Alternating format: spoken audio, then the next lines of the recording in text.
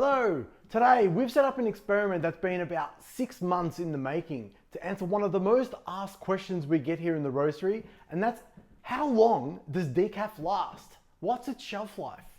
If you've ever read through our website, marketing or socials, you'll probably start to think this guy won't stop banging on about freshness. And it's true.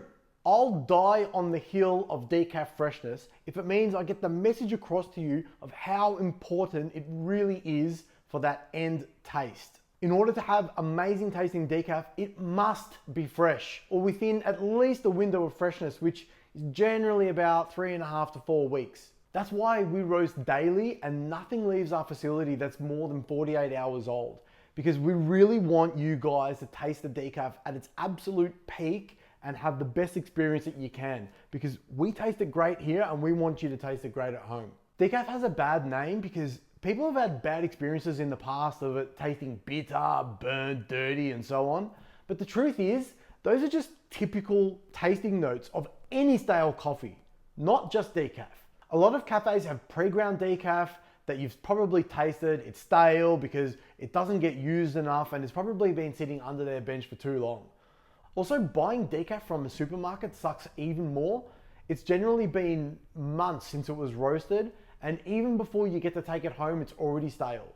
No matter how good or expensive your coffee machine is, there is nothing that is gonna save stale decaf. I can hear you asking, but why does decaf go stale so much faster than normal coffee? And it's a good question, so we'll broadly glaze over the life of a decaffeinated bean.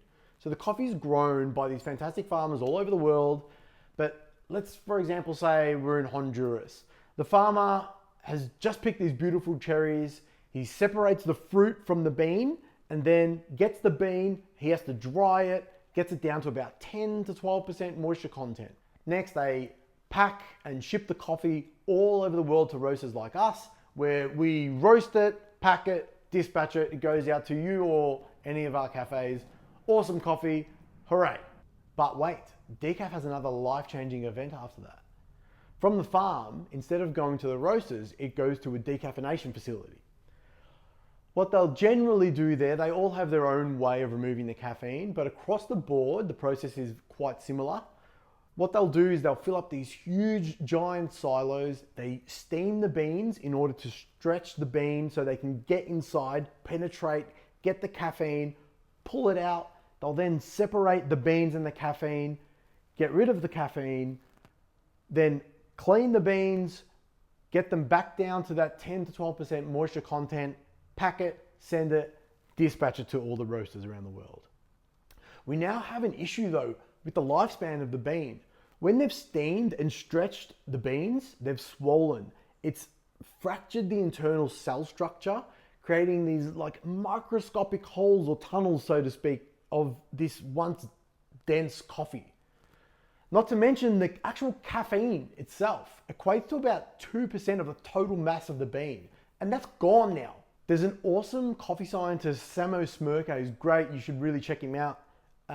He's written this paper on the freshness of coffee and how it directly correlates with the CO2 inside the bean that's created from the roasting process.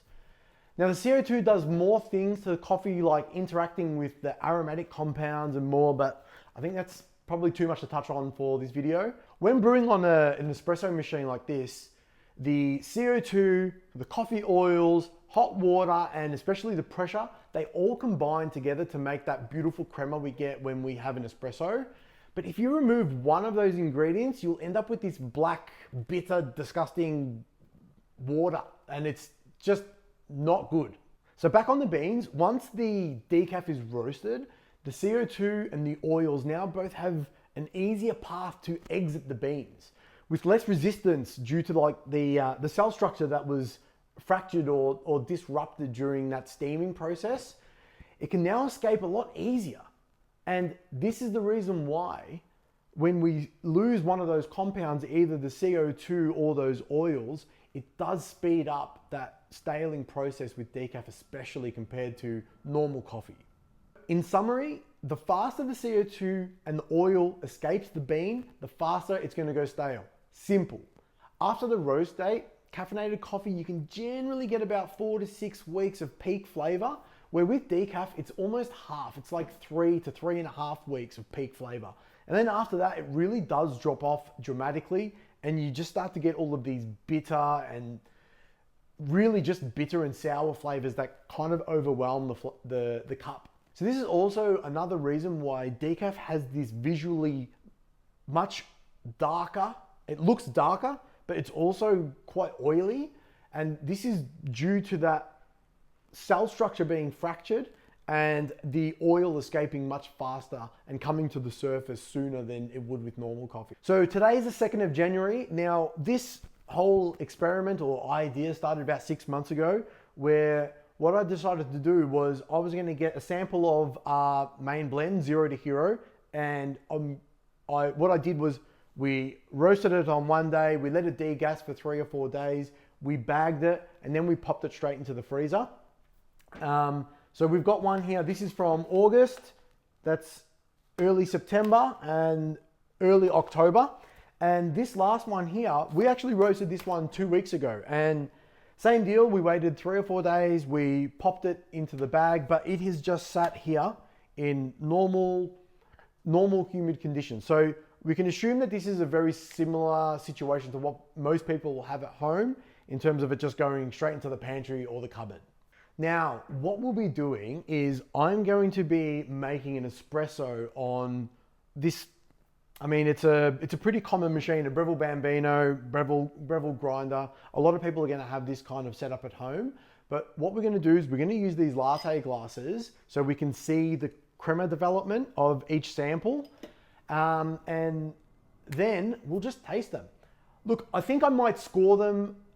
I'll just briefly go over them. I don't want to bore you with that, but essentially we're going to run the exact same recipe. It's going to be 18 grams in.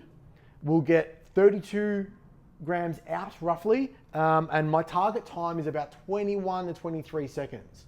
So I think we've had enough talking now, but let's get into tasting them. I'm actually really excited to see what the result's going to be. So yeah, let's get stuck in. Okay, now I've pre-dosed our coffee here. So we've got 18 grams of each one. Now we'll start with the coffee roasted 2 weeks ago. And then we'll quickly go through and compare it to the one from 6 months ago out of the freezer.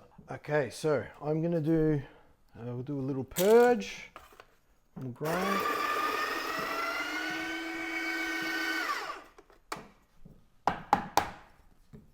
All right, and we'll just make sure. Okay, 18 grams.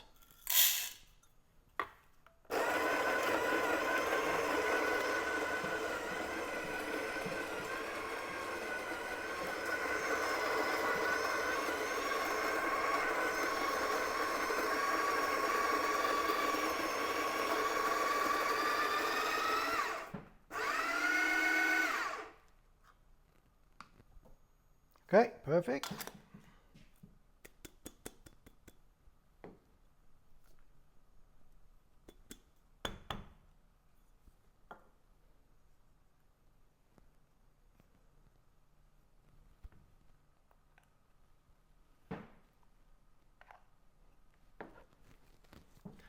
All right, so we'll get this in here.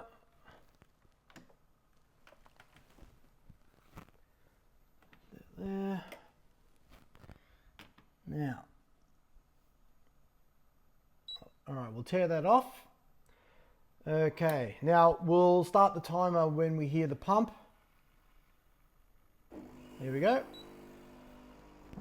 All right, so we're targeting about 21, 22 seconds. All right, that looks great.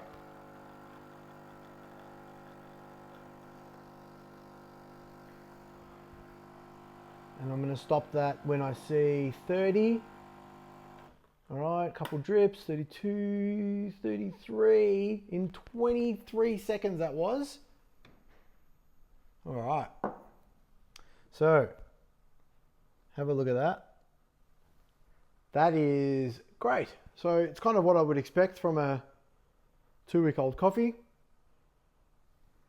I'll give this a quick stir, make sure There's no issues there. Now, I'm not going to score the coffee, but I just want to taste it and kind of get an idea of where, like, probably the three main markers is sweetness, mouthfeel, and acidity. Especially sweetness and acidity. Sweetness is the first thing to drop off with staleness, and that's with any coffee. So if you have a stale coffee, sweetness is first to go, that followed by acidity, and the mouthfeel will become watery and thin. So, okay, that's good. It's not, I wouldn't say it's, so this coffee is, it's a blend. This is really our main milk blend. It's quite chocolatey and vanilla biscuit. That's kind of really where we want this coffee to be. And I'm definitely getting that, acidity. There's generally a bit of, there's also a bit of, like, in terms of acidity or sourness, like a sweet red apple, or even a bit of like an apricot sometimes, just the edge of acidity. It's not prevalent here, but it's there. But it's good. That's exactly what I would want from that coffee. So that is the coffee roasted 2 and a bit weeks ago. So good, tasting great. Now we'll move on to the one in October. Okay, interesting. Good pour. It looks a little bit faster than the other one. But that's that 33, 34, 21 seconds. So absolutely bang on the recipe. All right, let's give this a stir.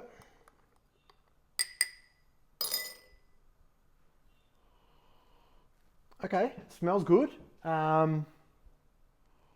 Definitely sweet. I'm getting a lot of that vanilla. Really getting a lot of that vanilla here.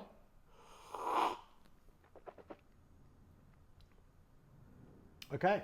Yeah, it's good. So definitely getting a lot of that vanilla, that biscuity kind of flavor is coming through a lot here.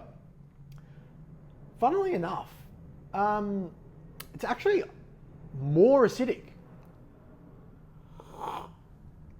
Like, not in a bad way, but the acidity is definitely higher here, which is interesting. Very interesting.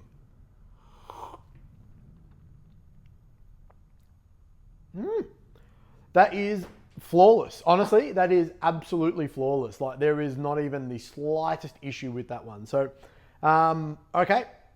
First one off the rank. Frozen coffee, getting a little thumbs up so far. This is the September one. So let's pop that one in the grinder. 21 seconds, 34, 35 out actually. A little bit more than I would have liked.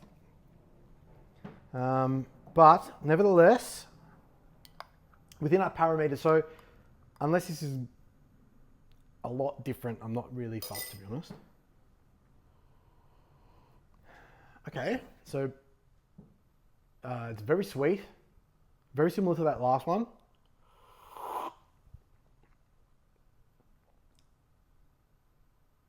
Wow.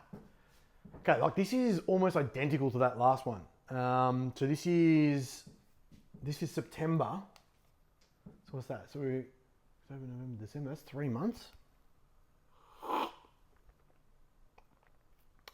3 or 4 months in the freezer. Wow. Okay, so it's sweet. Strangely enough, again, I'm getting a lot of that. Like, it's brighter. The acidity is brighter than this first one. It's very interesting. It's very interesting. Okay, so on to the last one. This is the 6-month-old one, early August. So again, it's the 2nd of January today. So yeah, early August. That's basically 6 months on the dot. Let's give this one a go. All right. So 6-month-old frozen coffee. That first drop was at 8 seconds and it's looking perfect. Nice and creamy. All right, so that was 20 seconds on the dot, and I've got 34.6 grams out. So a little bit faster than I would have liked, but again, I think this is, I think it'll be enough. All right, so 6-month-old frozen coffee. Okay, so, wow. First of all, crema. The crema on that is pretty much spot on to what we had in that first one. Now, definitely getting a lot of that. Again, these are all the same coffees, by the way. Now, also the components in the coffee, in the blend, haven't changed. So they're the exact same ones in the last 6 months, which is great. But comparing this to this first one,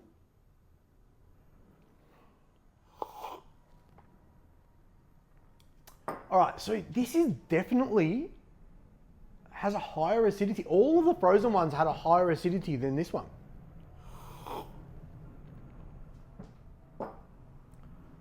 Why is that? I think, you know what I think that is? I think that's because we froze that within about 4 or 5 days of its being roasted. So that one's 2.5 weeks old. So I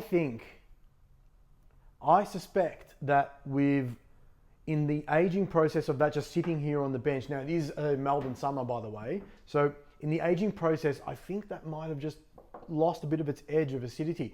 And again, by the way, it's not that that's bad at all, but when you're comparing them directly, you can kind of pick it out. Like, I'm totally satisfied with the taste of that one.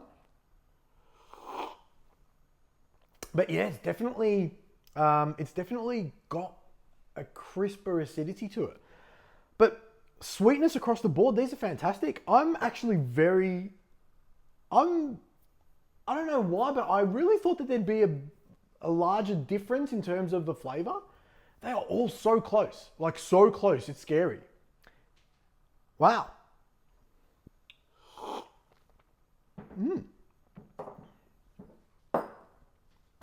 Okay, so I hope this has given you some valuable information, and I know it has for me. And look, at least give you the confidence that, you know, if you're going out of your way to buy some good quality decaf, that, well, first of all, you can stock up. Maybe if you want to buy a couple bags, you know that if you pop a couple of the bags in the freezer, when you pull them out, they are going to be tasting the way that they should be. And that's fantastic. And it's really comforting to know that. But I'd probably, let's go through a couple scenarios that generally people would find themselves in, and some kind of do's and don'ts. If, let's just say you're the only decaf drinker at home, and you buy a kilo bag and it takes you maybe 6 weeks to go through that. In that scenario, my advice would be splitting that bag into smaller, maybe those snap lock, the Ziploc sandwich bags, or some airtight containers. As soon as it arrives on your doorstep, pop it straight into the freezer. And then you know that when you take one out, pop it straight into your grinder. You can make your coffees. Once you've finished that 200 grams, you get your next one, pop it in, and every single time you pop it out, it's going to be the same freshness of when it arrives on your doorstep. And that's just fantastic. Now, there's also a couple do's and don'ts when it comes to freezing coffee in general.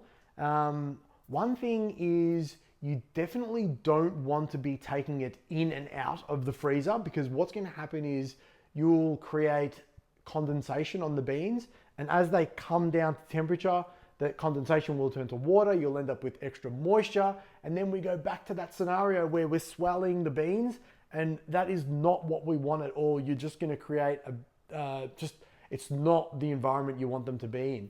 Also, you don't want to take this out of the freezer, leave it on your bench top, maybe just top it up a little bit. It sits there for 10 minutes. Again, that condensation happens, and then popping it back in the freezer, that is going to be a recipe for disaster. You're going to create that crystallizing that crystal, like that ice over each and every bean. And then the next time you pull it out, I think that's really going to affect the flavor and the freshness of the beans. One of the first responses we get when we tell people to freeze their coffee is, can you grind it frozen? Funnily enough, that is actually a fantastic practice, because what happens is the beans are actually more brittle as they come out in their frozen state, and the grinder itself is going to use, the beans are going to shatter rather than have to be cut with the blade. So that's going to create better conditions for the coffee to come out in, and you're not going to get that friction, where friction causes heat. Again, heat causes swelling. It gets us into a scenario where we have unwanted results. So definitely not an issue to put it straight into the grinder. I've never done an experiment like this where I've tasted them in consecutive order. I've definitely frozen coffee in the past. I've had coffee in the freezer, I think the longest I've had in my freezer is about 18 months, maybe a little bit longer. And honestly, it was absolutely flawless.